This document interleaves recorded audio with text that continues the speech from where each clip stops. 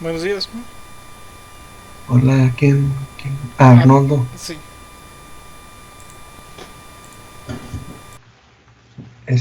Bueno, vamos a continuar con la clase. Mm, bueno, estamos revisando el texto del mundo como representación, eh, del cual la clase anterior comentábamos que es un texto que es una especie de respuesta a la crisis de la historia que empezó a darse en la teoría de la historia en los años 70. Y mencioné en la clase anterior algunos acontecimientos en torno a esta crisis. Por acontecimiento me refiero, los mencioné en la clase anterior, pero mm, me refiero, para que quede enfocado el asunto del acontecimiento también, que un acontecimiento es, por ejemplo, la publicación de un libro. Ese es un acontecimiento, que se haya publicado un libro. En este caso, la publicación de algunos 4 trabajos o 4 libros en torno a la teoría de la historia que hablaban o que provocaron y pues digo supuesta crisis, porque para muchos pues no hubo tal crisis, no ha habido nunca una crisis en la historia, pero para otros sí hubo una crisis de la historia a raíz de la publicación me los vuelvo a mencionar, el libro Cómo se escribe la historia de Paul Bain, de 1970, La escritura de la historia, de Michel de Certeau, en 1975, o el texto que está en ese libro que se llama La operación historiográfica. O sea, la operación historiográfica es un texto que está en el libro, la escritura de la historia. Y la propuesta del paradigma indiciario de, Carlo Ginzburg, que se llama así, el paradigma indiciario, es un ensayo que viene en un libro de Carlo Ginzburg. Ese es un capítulo que viene en un libro que se llama Mitos, Emblemas e Indicios. Entonces, estos trabajos, eh, planteo que eh, llevan a una crisis de la historia. ¿Y en qué sentido la crisis? En el, en el sentido de seguir pensando, sobre todo en la crisis está de seguir pensando a la historia, a la investigación histórica, como un procedimiento que lleva a la verdad, que lleva a la verdad del pasado. En este sentido, la crisis, si podemos seguir confiando, teniendo la certeza, de seguir pensando que el historiador es un intelectual que lleva a la verdad, que es objetivo en torno a su búsqueda del pasado, su explicación del pasado. Porque porque, por ejemplo, si retomamos otra vez el aspecto de el paradigma indiciario. El paradigma indiciario lleva a que pensemos en las fuentes del historiador como indicios, ¿sí? No como una ventana al pasado. Esto ya lo vuelvo a comentar. El paradigma indiciario dice, bueno, lo único que tenemos por las cuestiones temporales del historiador y del pasado es solo una relación indirecta a través de las fuentes con ese pasado, que son indicios, porque están en otro contexto, en otro momento histórico, y el historiador nunca va a poder decir o saber con certeza qué es lo que pasó porque solo tiene indicios de que algo ocurrió, pero cómo ocurrió, eso es otra cosa. Tiene indicios de que algo ocurrió. Entonces ahí vienen las interpretaciones sobre cómo ocurrió a partir de esos indicios. Y así, igual en cómo se escribe la historia de Paul Vane, pues, habla de que es una especie de novela, la historia, que recurre a las formas de la literatura para hacerse, para escribirse, y que el historiador introduce una trama en su narración histórica, pues para hacerla esta relevante al presente. Y esta trama que lo hace esta trama la introduce cualquier literato en sus novelas, pues el historiador también. Ahora, esta trama y narración a su vez son una forma de explicación. O sea, el historiador explica lo que ocurrió a partir de la trama.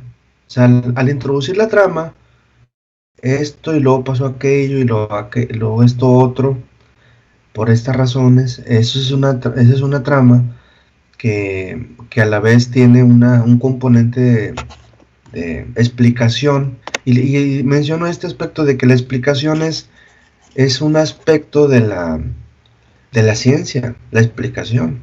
Pero acá el historiador lo hace sin más, sin problemas, a través de una narración, a través de su escritura, sin problemas explica.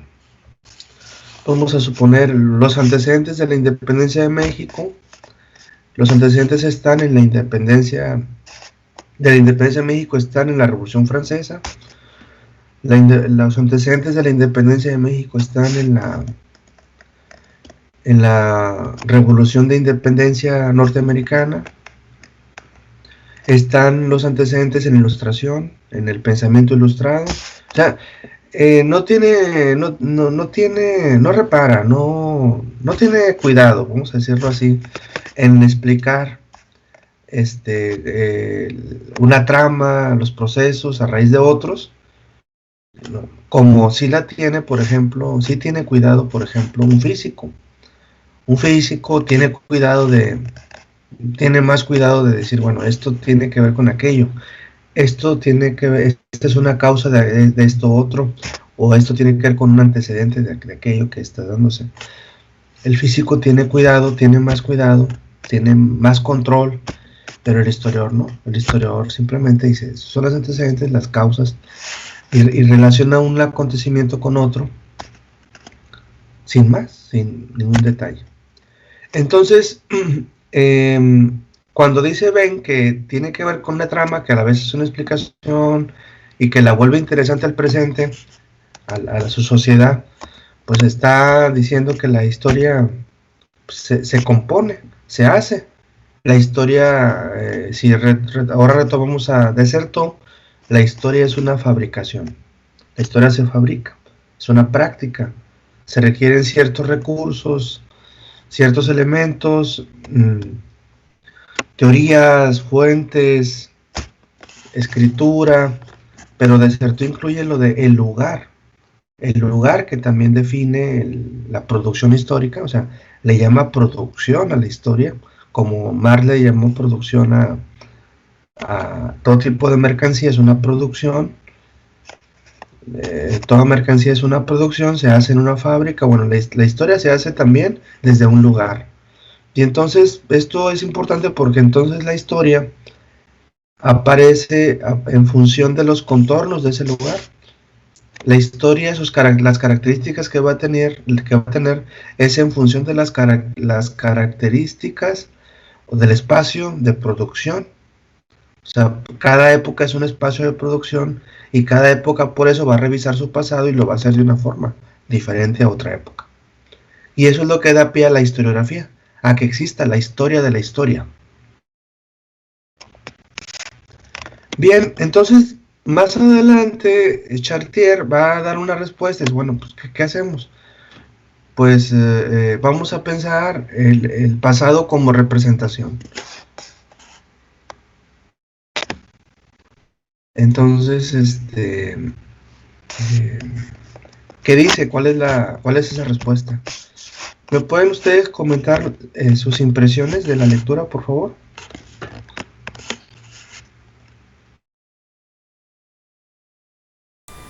Sí, a mitad de la lectura hubo un punto que me pareció bastante interesante. La lectura mencionaba un retorno a Marcel Mauss y a Durkheim, y mediante este retorno se llega a tres modalidades para la relación con el mundo social. Y esas se suponía que son trabajo de clasificación y desglose, prácticas que tienden a reconocer una identidad social y formas institucionalizadas mediante las cuales los representantes marcan la existencia del grupo.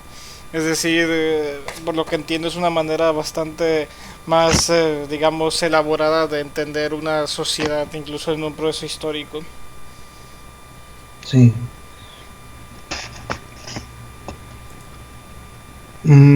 A ver, Arnoldo, Ujú. este, lo de la teoría social de Marcel Mauss y de Durkheim es una teoría que ya, ya estaba teniendo una influencia, esas teorías ya estaban teniendo una influencia en en la historia social y en la historia económica. En la historia social de Marlowe, en la historia económica de Braudel y en la historia social de Braudel, ya tenían una influencia, ya estaban siendo aplicadas esas teorías en la historia. Entonces, me parece más bien que, aunque Marcel Mauss sigue teniendo, por ejemplo, importancia, el mismo Durkheim, a lo mejor en la historia Durkheim no tiene ya tanta importancia, en cierta historia no, en otras sí, es algo que hay que revisar. Porque sí, tenemos que ver la historiografía, lo que se ha escrito y cómo se ha escrito, pero yo lo que quiero decir es de que esas teorías, de alguna manera, también son teorías que en la historia cultural, por decirlo así, que propone Chartier, propone una historia cultural, esas teorías de Durkheim y de Mauss en gran medida son desplazadas. Más bien, son desplazadas porque ya no son teorías que permitan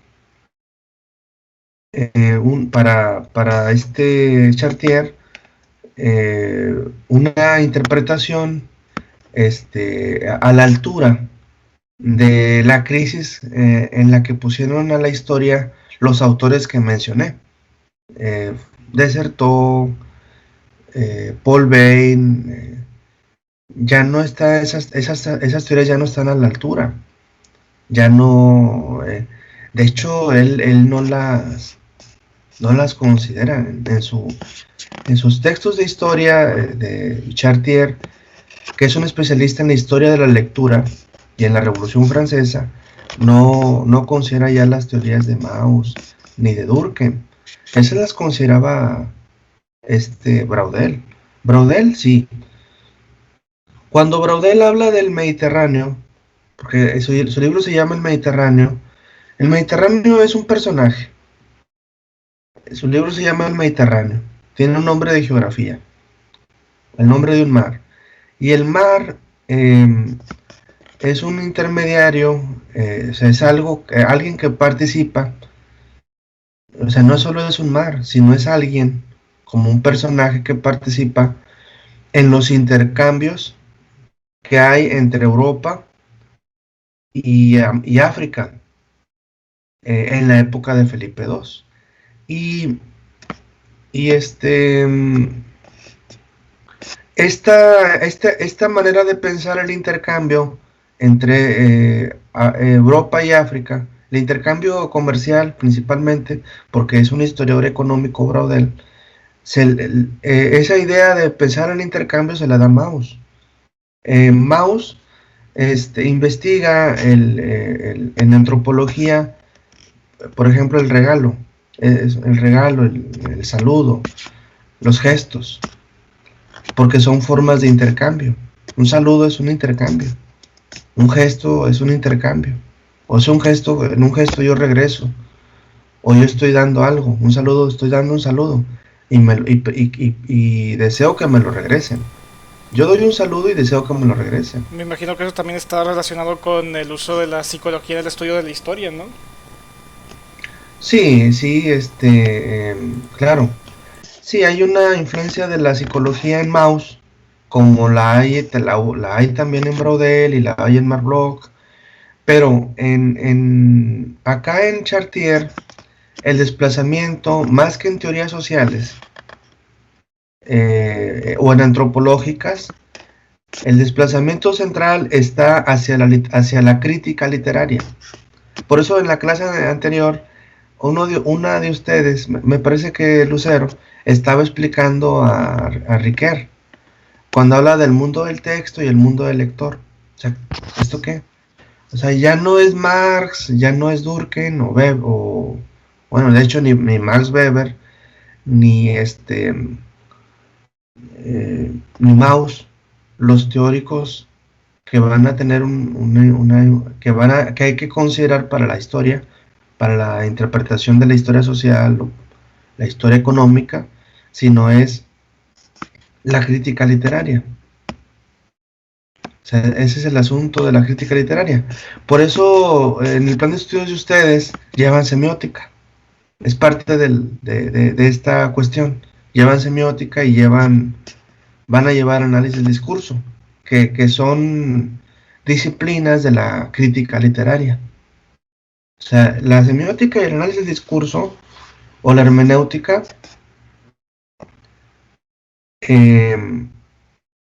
son disciplinas que el crítico literario emplea para hacer crítica literaria, para hacer crítica de la literatura, análisis de la literatura, interpretación literaria, etcétera, que es el crítico literario. Entonces, cuando Chartier menciona a Riquet, Paul Riquet, el mundo del texto y el mundo del lector, le está dando por ese lado, ya no por la teoría antropológica. Como que el momento de la antropología y el momento de la sociología en la historia tuvieron su lugar en los años, desde el principio de la historia, de la interdisciplinaria, de Anales, o en la historia también inglesa, y en la historia italiana, y en la norteamericana, de principios del siglo, tuvieron su influencia ahí, en los años 30, 40, 50, hasta los 70, y ahora desde los 80 es la crítica literaria. Es sobre todo la crítica literaria. Por eso hay que leer más bien a Riquet en este movimiento. Pero fíjense, les cuento algo. Hace como 2 o 3 años, un egresado de la carrera, o más, creo que más bien como 5 o 6 años. Y tengo que decir las fechas por lo que voy a decir. Un egresado del colegio, también muy estudioso, Se llama Jaime Sánchez Macedo. Él se fue a estudiar al Instituto Mora la maestría. Creo que la hizo en estudios regionales. Y de esa maestría, es su tesis. Él ganó el premio de investigación histórica, Museo de Historia Mexicana. El Museo de Historia Mexicana, hasta el año pasado, si no me equivoco, estuvo dando por 4 años más o menos premios anuales a la mejor investigación histórica. Y entonces Jaime la ganó el año pasado y le publicaron un libro. Si no la ganó el antepasado, y el libro lo publicaron en diciembre y lo presentó en diciembre del año pasado. Perdón, a lo mejor en enero, estoy confundido en las fechas, pero le publicaron el libro, el museo se lo publicó porque ganó el premio, primer lugar. Y otro egresado del colegio, pero más joven, más joven es que salió hace 3 años y Jaime salió hace como 6, ganó el segundo lugar, pero a los segundos lugares no les publican libro ni les dan dinero. Y el año pasado a Jaime sí le dieron, estaban como 100,000 pesos por el premio. Y al segundo lugar no le dan nada, nomás lo reconocen, le dan un reconocimiento y ya, o sea, un papel, no le dan dinero ni le publican en el trabajo. Entonces Jaime hace como 6 años me lo encuentro y me dice, cuando yo le di clases yo no era coordinador y él llevó el plan de estudios que ustedes están llevando, ¿sí? Entonces me dice, oiga, profe, le quiero decir algo. Le digo, ¿qué? Dice, hubiera resultado mejor que lleváramos teorías sociales y teorías antropológicas que llevar análisis del discurso y llevar hermenéutica y llevar semiótica. Porque es mejor, es más productivo en historia, dice, llevar la teoría social y la teoría antropológica. Y yo le digo, yo le contesté en ese momento, hace 6 años, por varias razones. Una, porque pues, de alguna manera, pues mi identidad, ¿no? Defender el plan de estudios vigente. Pues, soy parte de él, no puedo estar criticándolo.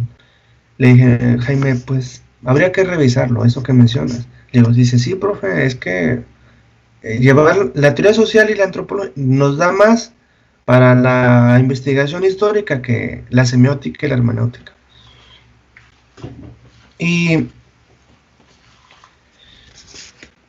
entonces su pregunta, su postura, tiene que ver con que, por ejemplo, para él o para el Mora, donde estuvo estudiando, no hubo una crisis de la historia, simplemente. No hubo una crisis porque su planteamiento está en que las teorías sociales, como antes de la crisis se tomaban, y las teorías antropológicas, deben seguirse retomando. No la crítica literaria de Riquer, no el mundo del texto y el mundo del lector y otras cosas. Decía otro que estudió en el Colegio de México, que fue maestro de la carrera, Antonio Peña, decía, pero ¿para qué leer a Desertó? Dice, ¿Desertó qué? Dice, pues, Desertó es muy fácil. Desertó dice que la historia es una escritura, que la historia se hace desde un lugar y que la historia es una práctica. Y ya, ¿y eso a qué te lleva? Decía él. Y entonces él era un asiduo investigador de los archivos y publicó 2 o 3 libros. Murió a los 40 años. Luego platicamos. Pero él también decía lo mismo que Jaime, porque en el Colegio de México le abrieron los ojos en ese sentido. O sea que estos autores de la crisis en muchas escuelas no tuvieron lugar, como si no existieron, pero donde sí existieron y donde sí existen es en la teoría de la historia. Son teorías de la historia que muchas escuelas no consideraron, no les pasó de noche, no tomaron en cuenta, no quisieron tomar en cuenta, dijeron no es bueno, a pesar de que la historia tiene que ver con la literatura. ¿A dónde nos lleva? Mejor seguir pensando que la historia es objetiva y vámonos al archivo y tomemos teorías sociales. Y eso es lo que vamos a hacer, teorías sociales, teorías económicas, teorías políticas, teorías antropológicas, y eso es lo que vamos a hacer para hacer la historia cultural, para hacer la historia política y ya, social, etcétera, etcétera. ¿Preguntas? Sí, profe. Sí. Adelante. Sí, ¿verdad? Sí, ¿verdad? Adelante. Ok, gracias. Sí, sobre esta lectura, bueno, como hemos visto, pues tuvo relevancia en lo que fue la constitución del posmodernismo. Entonces, muy bien. Quería saber si nos podía hablar un poco sobre el impacto ya como tal de el trabajo de Chartier en esta corriente. Sí, muy bien. Bueno, fíjense que este Chartier, en América Latina, ha estado bastante, ha estado dando conferencias en muchas universidades de América Latina. De hecho, habla español. También habla español. Y ha tenido una buena recepción en muchas universidades. Por ejemplo, no menciono universidades, pero ha estado, que yo sepa, dando conferencias en Chile, en Argentina, en México. Yo recuerdo hace 20 años, estuvo hace 20 años. Se escucha mucho tiempo, pero no es mucho. El libro que ustedes están leyendo se publicó en el 93. Es del 93. Sí. Aunque El mundo como representación es un artículo de los 80. Es un artículo que salió en una revista. Entonces ha tenido un impacto porque lo han invitado en varias ocasiones y no lo traemos nosotros. Vino aquí a la universidad, por cierto. Bueno, vino al tecnológico. En la universidad dieron una conferencia.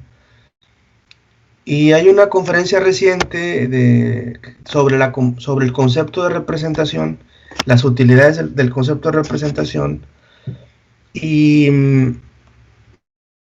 dice las potencialidades del concepto de representación en la historia. Entonces, ha tenido buena recepción. Es un autor que, de hecho, se ha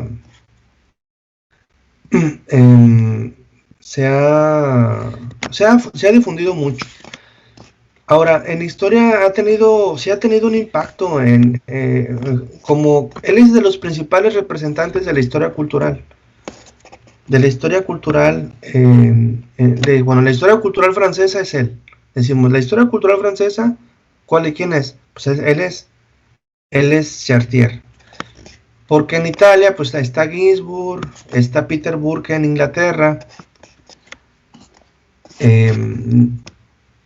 Natalia Davis está en Estados Unidos, Robert Darnton en Estados Unidos. En México, lo que muchos investigadores en historia hacen es retomar a Robert Darnton, retoman a Chartier, o los que hacen historia de la lectura retoman a Chartier. Entonces sí ha tenido un impacto importante al grado de conformar una corriente que es la historia cultural, porque además Chartier, a pesar del concepto de representación, no es un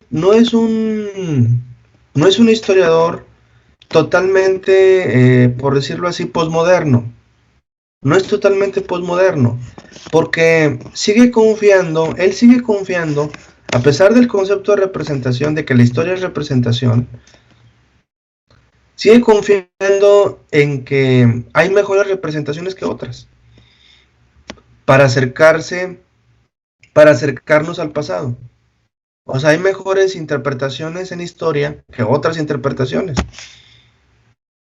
Y eso le da un componente, le da una característica, pues, moderna, de que según los procedimientos que se lleven a cabo, va a ser mejor una historia que otra, mejor escrita una historia que otra, una versión va a ser más verdadera que otra, a partir de la forma en cómo se elabore. O sea, él no queda en un relativismo. Él no queda en un relativismo, relativismo de que, pues, si tú haces la historia llegas a una verdad y aquel hace la historia y llega a otra, y así cada quien llega a una. Entonces es un relativismo. Para él no, o sea, Sí son representaciones, pero hay unas representaciones mejores que otras. Dependiendo cómo llevemos a cabo el proceso de la investigación histórica, es como vamos a obtener una versión histórica mejor que otra. Y mejor, más científica. O sea, él no se tiró al relativismo. O sea, porque a veces el posmodernismo es eso. O así se ha considerado por algunos. O algunos autores posmodernos, Lyotard, pues así es. Gianni Battimo, este italiano, igual. O sea, me gustaría que estuviéramos en presencial para poder explicar más estos aspectos de cada uno de ellos. Pero bueno, Emerson, pues solo que sí hay una influencia, hay un impacto en la historia que muchas veces no se observa, no se siente, pero en todas partes, aún Jaime, este egresado que me planteó que en lugar de leer la hermenéutica, la análisis del discurso, dicen, mejor teoría social clásica, Mauss, Durkheim, Weber, Parsons, Niklas Luhmann, teoría de sistemas. O sea, en lugar de hacer eso, de llevar hermenéutica, llevar teoría social y antropológica, o sea, aún él, con ese comentario, sabe bien que nosotros ya no podemos, a partir de la crisis de la historia, y no solo de la historia, de las ciencias sociales, porque la crisis empezó en las ciencias sociales por muchas razones, sabe bien que ya no podemos pensar el pasado como se pensó en el siglo XIX. ¿Sí? Ya no se puede pensar hacia el pasado, ya no se puede tener la certeza en términos totales de que lo que se diga del pasado, eso es lo que ocurrió. Porque estos autores ya metieron la duda, la sospecha. Por eso a autores como Freud, el mismo Carlos Marx, Darwin, Foucault, Marx, Freud, Nietzsche, se les conoce como pensadores de la sospecha, porque es lo que hicieron, es lo que hicieron en la filosofía, en las ciencias, meternos la duda de que hasta dónde se llega a la objetividad, no solo de la historia, sino a la objetividad del conocimiento del mundo. Entonces, ya el mismo Jaime, a pesar de estas teorías, de lo que él me dice, seguramente lo sigue pensando, sabe bien que no puede estar completamente seguro de lo que él diga del pasado, él mismo, a pesar de ese comentario. Ya no podemos estar seguros. Pero hay niveles, hay personas aún que como quiera confían en cierta medida y otras que dicen yo ya no confío en nada. Sobre todo, por ejemplo, en este contexto en el que vivimos, que si no yo ya no sé cuál es la verdad. Primero pensé esto, luego pensé aquello y luego sobre lo otro, o sea, ya no sé. ¿Sí? Y esto de la duda, ya no tener la certeza de la verdad, aún provenga de donde provenga, por ejemplo, de los empresarios, de los intelectuales, no se tiene ya la certeza, ya no, porque lo que este movimiento posmoderno nos dio es, entre otras cosas, decir, bueno, es que todos pertenecen a un lugar, dijo Dessertó, y ese lugar lo protegen, y ese lugar los limita. Todos estamos en un lugar social, y además tenemos intereses, y a partir de ellos también contamos el mundo conforme nos convenga contarlo. ¿Sí?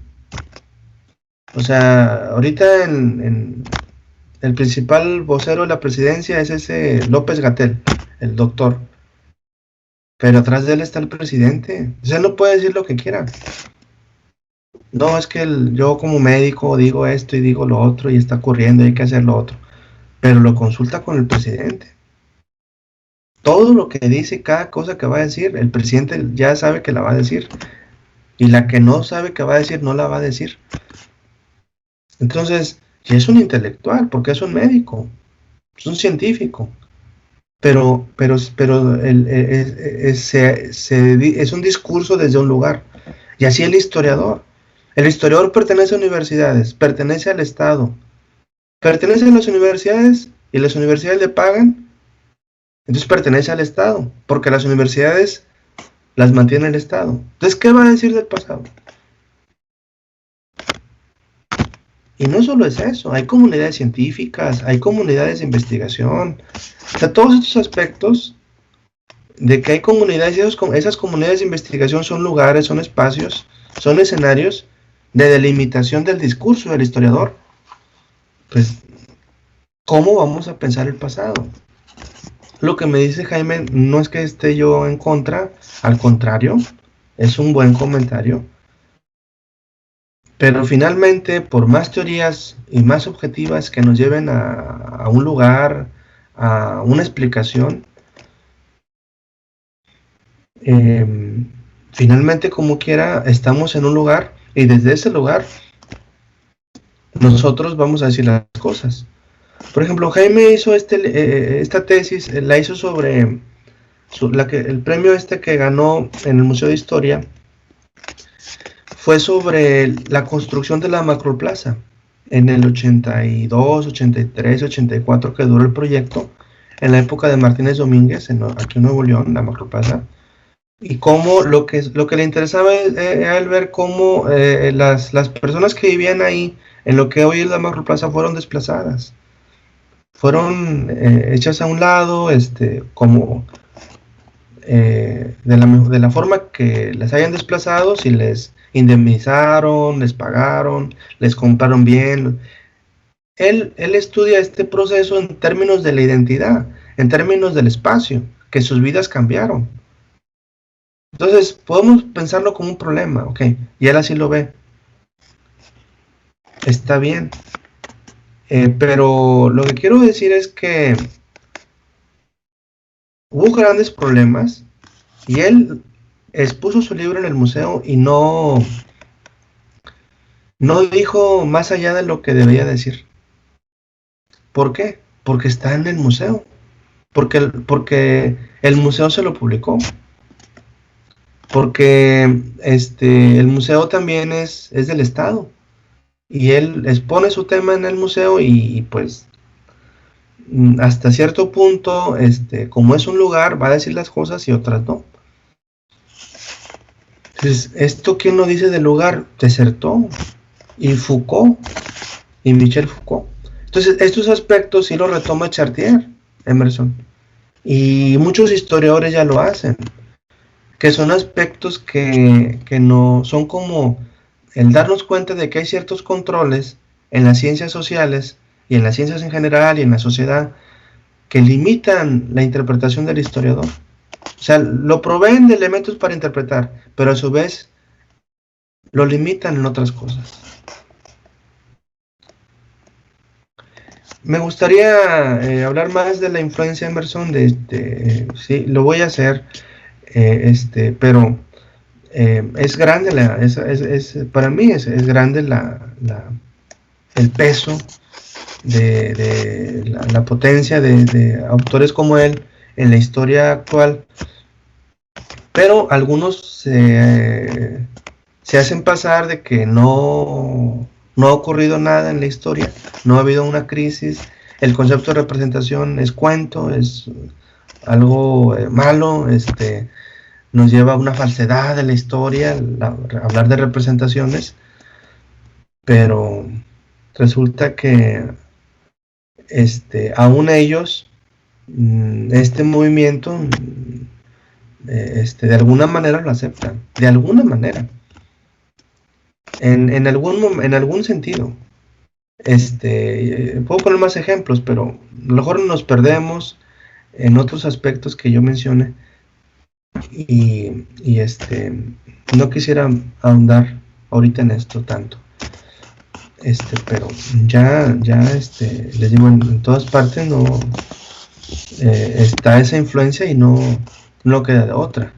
O sea, ahora, pero ¿qué pasó? Por lo que me decía Nueva Barlondo, ¿qué pasó con Mauss? ¿Ya no hay que leerlo? Hay que leerlo. Miren, yo hace poco compré un libro de Mauss, sobre Marcel Mauss, un libro que inconcebible, pero ahí en la facultad alguien lo traía en copias, en una copia, pero bien hecha, como un libro. El libro se llama Ensayos sobre el Don. Ensayos sobre el Don. No, hombre, es una reliquia. Para mí es una reliquia, es un libro, yo jamás lo había visto, jamás. No, hombre, que lo veo. Y es que hay Lo ciertos compro. autores que tienen valor, sobre todo por lo que han contribuido a la historia misma de un proceso, de una materia. Sí, y lo que pueden contribuir, porque yo estoy de acuerdo en ese aspecto con Jaime, y lo que pueden contribuir también, Arnoldo. Entonces, de Mauss, tengo una anécdota de una conocida, me enseñó unos libros que iba a regalar a una primaria, y le digo, oye, pero este libro de antropología y sociología se llama Antropología y Sociología de Mauss. Le digo, mejor pásamelo porque yo lo quiero y te voy a regalar 10. Te regalo 10 para que tú lleves a la primaria. Cuentos, historias que yo te puedo regalar.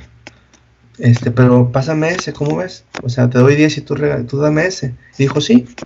Y ya le compré 10 libritos así de poesía, de cuentos, historias, y se los di para que los llevara a la primaria porque ya los iba a regalar. Y me pasa el de Mauss. Y resulta que lo abro y trae el nombre del que era su dueño.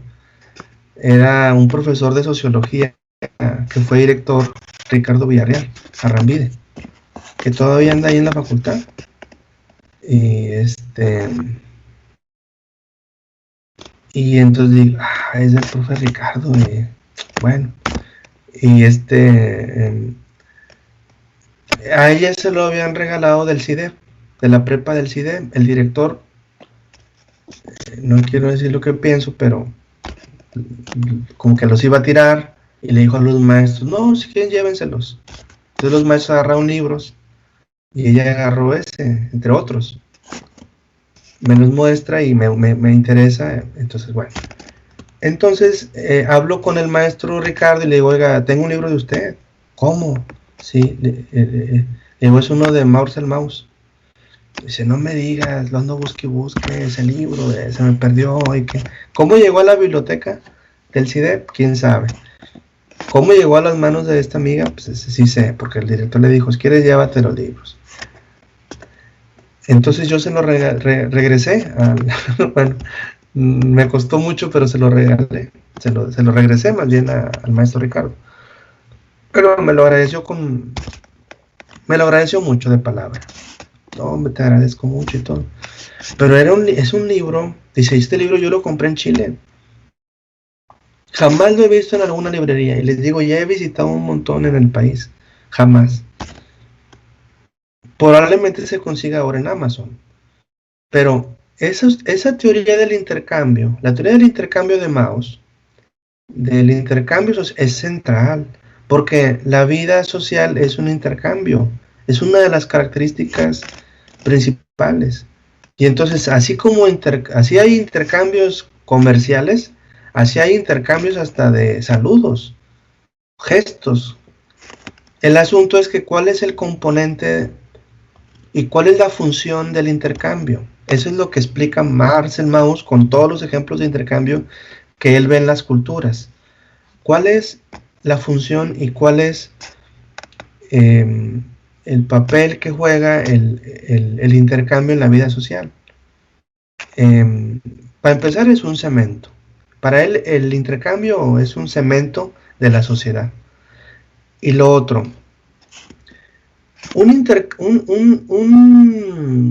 el don, el dar, implica que es un elemento del intercambio, o sea, te doy, te regalo, que es un elemento del intercambio, exige su devolución, exige que me lo regreses, que me regreses lo que di, el regalo, el saludo. Por fuerza me lo tienes que regresar. Esa es una de las bases también del don, que implica el intercambio, que se regrese lo que se dio. Imagínense en los saludos, piensen en un saludo, nada más como algo muy sencillo. Entonces, bueno, es muy rico el texto y todo. Hay que leerlo, ¿no? Hay que estas teorías de la sociedad son centrales para entender tanto el presente como el pasado. Y esto lo entendió muy bien Mark Bloch. Mande. Sí, entonces, ¿cuál sería la razón por la que este libro pues no es tan difundido? Porque pues al parecer pues sí es muy interesante lo que aporta, pero esta como escasez de las copias y todo eso es porque a lo mejor aquí en América Latina no tuvo tanto impacto, o porque no ha tenido buena recepción, o por qué será. Sí, muy bien, Emerson. Mira, Emerson, en general, en todo el mundo, la historia, o sea, si hablamos de la historia nada más, de la ciencia histórica, a pesar de estas teorías de la historia, es muy parecida, sigue siendo como la historia del siglo XIX. Sigue haciéndose como en el siglo XIX. Por eso en historia, las teorías sociales siguen siendo como una promesa. Siguen siendo como algo que habría que retomar desde Bloch. O sea, Bloch sigue siendo vigente a pesar de que su libro El oficio del historiador es de hace 80 años. Es vigente porque su propuesta aún no ha sido retomada por la historia en términos generales. En términos particulares, sí, algunos.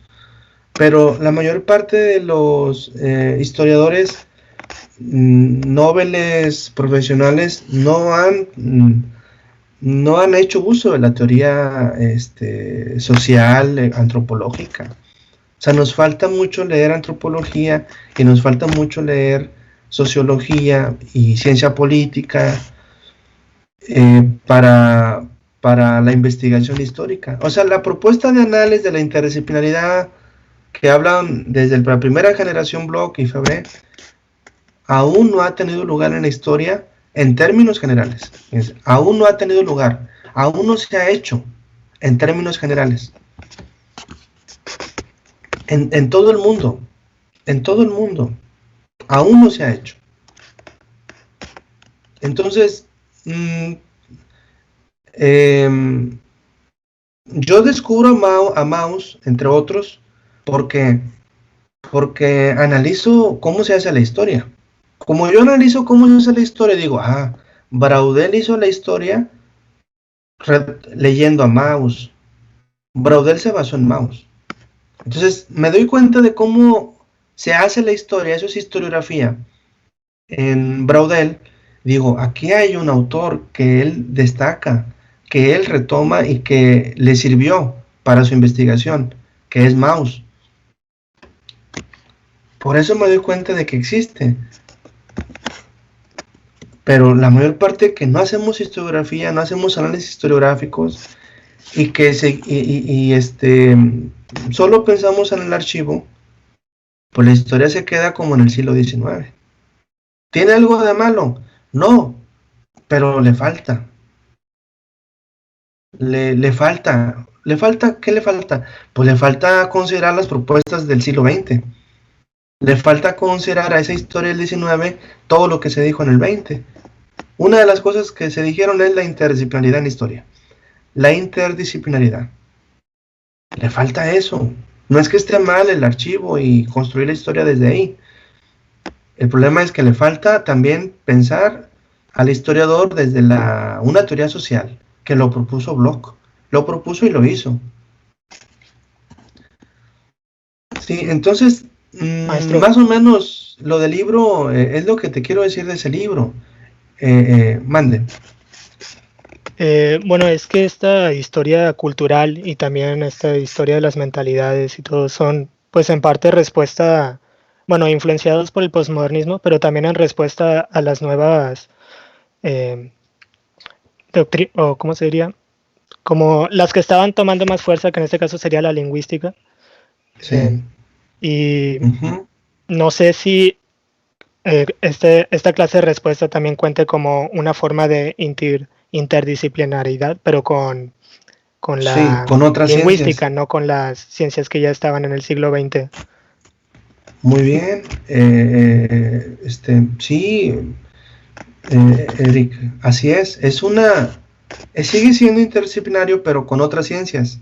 Por eso los desplazamientos es marxismo no, Durkheim no, hasta el mismo Mauss ya no es, o sea, cuando Chartier habla de Mauss dice, bueno, pues fue lo que hizo Braudel, pero ya no, Sí, Braudel ya porque no. aunque estas retomen un poco de la historia, como usted dice, del siglo XIX, como quiera, sí se alejan de los estructuralismos que estaban sobre todo presentes en el XX. Sí, Y, ajá, y muy bien. también se dan cuenta que la historia no es tan fácil de volverla universal. Sí, muy bien, mira, esto de los estructuralismos, sí, muy bien, no hay que, en la historia total, en la historia universal o total, sí que es difícil. Miren, esto que mencionas, Eric, del estructuralismo, es que Mauss es un funcionalista, y Durkheim también, y Levi-Strauss es un estructuralista, pero cuando nosotros pensamos la sociedad como una red de intercambios, la sociedad como una red de intercambios, como Mauss, estamos pensando de alguna manera en un estructuralismo. Y en la historia cultural, en lugar de hablar, en la historia cultural de Chartier, en lugar de hablar de estructuralismos, hablamos de rupturas. En lugar de hablar de redes, hablamos de rupturas, de desfasajes, de casos particulares, donde no hay necesariamente una red de comunicaciones en una sociedad. No hay una red de comunicación. Una red no. Puede haber muchas redes de comunicación. ¿Sí? De hecho, yo me fío más en esa red en esa multiplicidad de redes que en una sola red. A pesar de que en la actualidad, fíjense, todavía a pesar de que hoy las redes sociales conllevan a la formación de una sola red en la sociedad de comunicaciones, hay redes en esa gran red, hay redes. Ahora, en otras épocas, pues había muchas redes de comunicación, muchas. Si ahora las redes de comunicación, las redes sociales llevan a la formación de una sola red, y yo veo redes, a pesar de esa red, hay redes de comunicación, pues antes más. Por ejemplo, hoy, a pesar de las redes sociales, lo que está ocurriendo, esto de la pandemia, vayamos a una geografía, aquí en el área metropolitana, vayamos a Fresnos, a la colonia de Fresnos, vayamos al Topo Chico, vayamos a San Pedro, vayamos si dejan pasar, porque creo que ya no están dejando pasar. Al Indepe. Y son redes de comunicación. O sea, hasta la gente trae otras cosas en sus celulares, en una área que en otra. Trae otras comunicaciones, traen otra red de comunicaciones. En algunos lugares, por ejemplo, a favor de que quédate en casa, quédate en casa. Y en otros lugares, y les digo porque yo lo he hecho, y en otros lugares veo que traen en sus celulares una comunicación contraria a que están en contra de ese quédate en casa. Entonces son distintas redes de comunicación, a pesar de que hay una sola red. La columna del Valle de San Pedro, sí. Elías. Entonces, si a pesar de las redes sociales sigue habiendo como casos, grupos en la sociedad. En otros tiempos había más. En otros tiempos que no había las redes sociales que nos permiten estar interconectados. Entonces, la interconexión es pensar en una estructura social de comunicaciones, en este caso, y lo que hace Chartier es más bien proponer el estudio de caso. El estudio de caso. Pero, por varias razones, que luego podemos ahondar, pero, resulta que hace unos 10 años, dijo, no, pero lo de Braudel hay que tomarlo en cuenta también para la historia. Lo de la larga duración, porque es importante y esto y lo otro. Entonces, son teorías de la historia, hay propuestas diferentes. Esto es algo amplio, tal vez no lo agotemos, pero hay que seguir leyendo mucho y todo y tener pues visiones, comentarios de todo esto. Muchachos, ¿cómo ven? ¿Les pido otra lectura o seguimos con el mundo como representación? Ustedes díganme.